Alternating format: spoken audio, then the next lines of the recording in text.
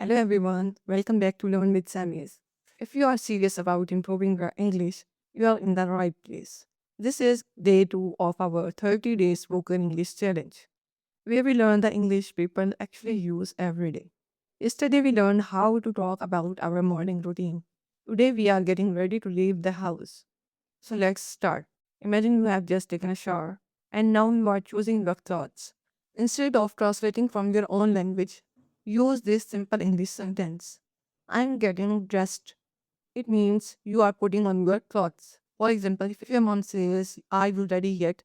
you will answer it, "Not yet. I'm getting dressed." You will answer it by saying, "Not yet. I'm getting dressed." Say it naturally, "I'm getting dressed." One more time. I'm getting dressed. Perfect. Sentence number 2 is, you are ready to leave, but suddenly you can't find something important. What do most people lose? Of course, their keys. So you say, "Where are my keys?" This is a sentence you will use all the time. For example, you will say, "Where are my keys? I can't find them anywhere." Your mom will answer it by saying, "Check the table." Repeat after me naturally. "Where are my keys?" Excellent. Sentence number 3 is, your friend is waiting outside. They are calling you. Are you coming? Instead of saying, "Wait," say, "I'm almost ready." It means you only need a little more time. For example, your friend says, "Hurry up." You will answer it by saying, "I am almost ready." Let's say it together. "I am almost ready." Great.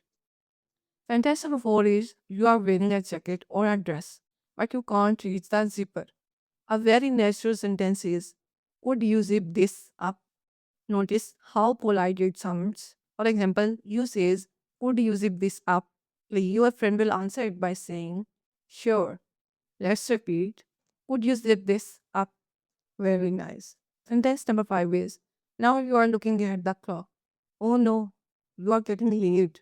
Instead of saying, "I'm late," if you are on your way and time is running out, say, "I'm running late." Native speakers use this expression all the time.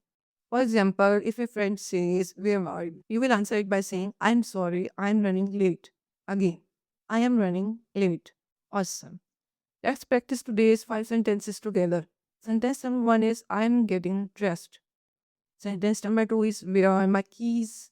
Sentence number 3 is, "I'm almost ready." Sentence number 4 is, "Could you zip this up?" And sentence number 5 is, "I am running late." Try saying them without looking at the screen. The more you practice, the more confident you will become. A mini challenge for you.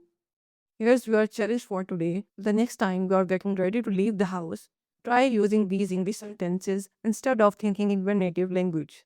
That's one of the fastest ways to build confidence in spoken English. If you are alone, say them out loud.